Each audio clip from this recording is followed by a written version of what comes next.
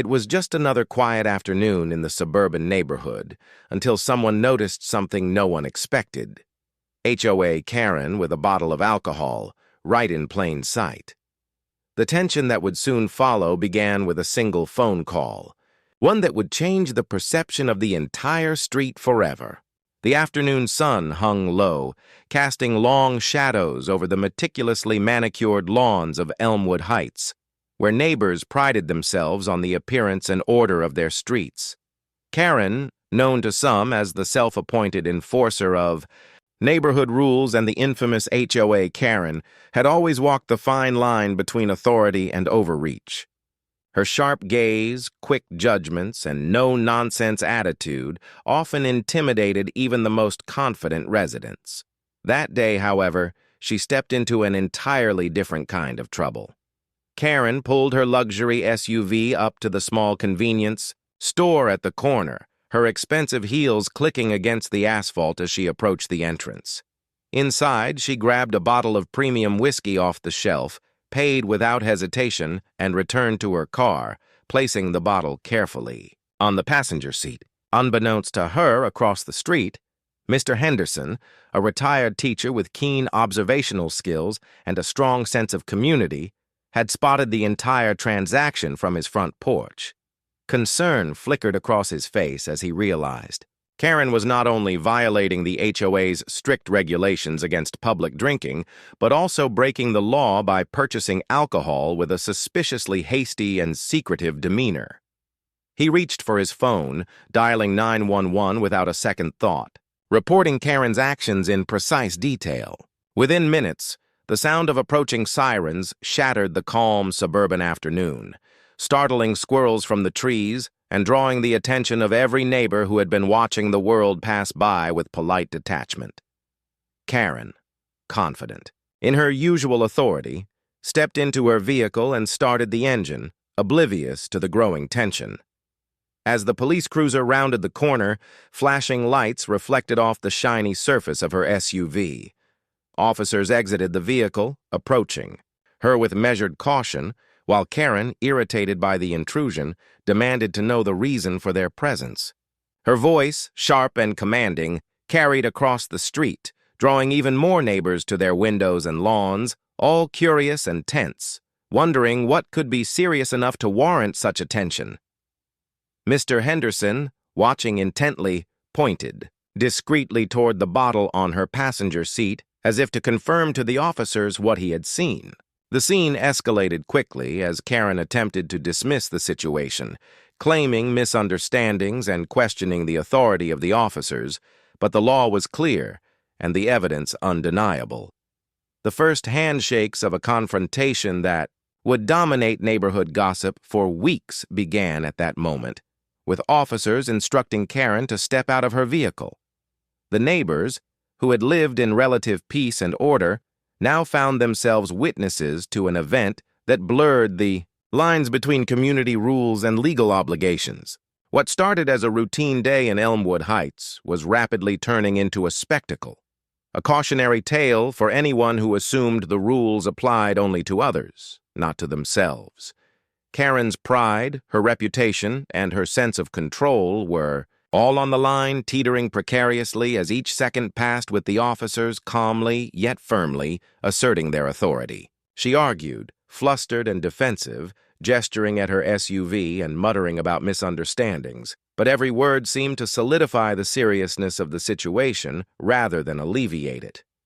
The neighbors murmured amongst themselves, phones discreetly, capturing photos and videos, while Mr. Henderson's sense of civic duty remained steady.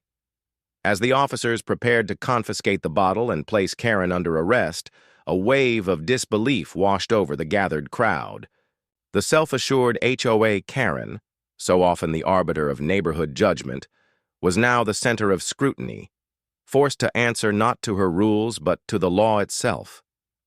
The tension, confusion, and drama of that day would ripple through the community, becoming a story recounted over backyard fences, community emails, and polite conversation, leaving an indelible mark on the once quiet streets of Elmwood Heights. It was a stark reminder that no one, regardless of self-appointed authority or wealth, was above the law, and that vigilance, courage, and civic responsibility sometimes meant standing up to power, even when it wore the guise of a familiar neighbor.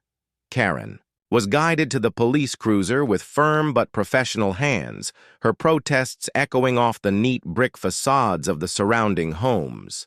The neighbors, some leaning over fences and others peering from windows, watched in a mix of disbelief, curiosity, and satisfaction. The bottle of whiskey, now safely in the custody of the officers, served as undeniable evidence of her violation. As the officers secured Karen in the back seat, she continued to argue, raising her voice, attempting to assert her authority, but the law was clear, and her status within the neighborhood hierarchy offered no shield. Mr. Henderson, who had made the initial call, felt a quiet satisfaction, but also a subtle unease at the unfolding spectacle, aware that community gossip would magnify every detail in the coming days. Passers-by slowed down to observe, some discreetly capturing the moment on their phones, while others simply stared, processing the surreal scene of a woman once feared for her strict enforcement of HOA rules, now facing public reprimand. Karen's SUV, parked curbside, appeared almost abandoned, the open door a stark symbol of her sudden loss of control, and neighbors whispered speculations about the incident, each interpretation more dramatic than the last. Inside the police car, Karen's irritation was palpable, her mind racing through defenses and excuses, yet she could feel the weight of judgment pressing down, both legally and socially. The ride to the local precinct was quiet for the officers, but Karen's sharp mutterings occasionally broke the silence, her words a mixture of denial, indignation, and frustration. News of the arrest quickly circulated through the neighborhood's community boards and social media groups, sparking debates about accountability, privilege, and the delicate balance between HOA authority and the law. Some residents expressed relief, feeling that justice had finally intervened, while others worried about the potential fallout, fearing reprisals or further disputes.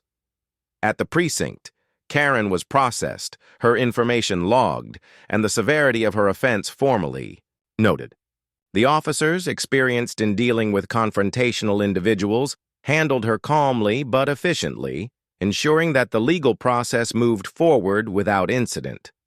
Back in Elmwood Heights, Mr. Henderson and other neighbors discussed the event, reflecting on the importance of civic duty and the surprising power of a single phone call to uphold the law.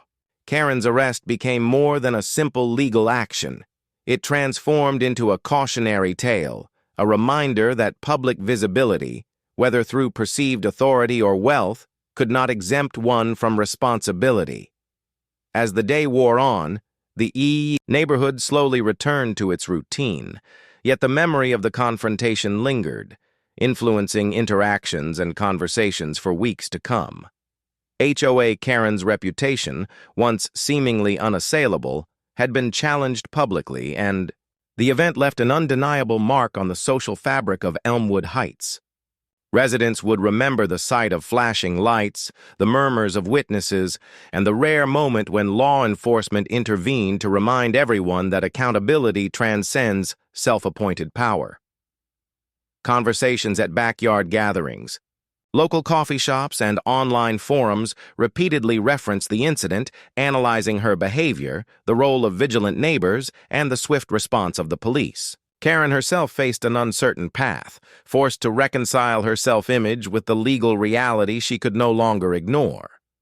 The aftermath was not just a personal reckoning, but a communal reflection, as the neighborhood collectively reconsidered assumptions about who enforces rules and who answers to them.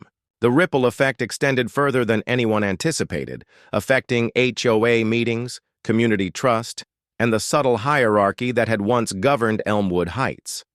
In the end, the story of HOA Karen's arrest served as a vivid example of civic responsibility, public accountability, and the unforeseen consequences that come from ignoring the boundaries of the law. It became a narrative retold with astonishment, empathy, and sometimes schadenfreude, reminding everyone in Elmwood Heights that no amount of perceived authority could overshadow the simple truth.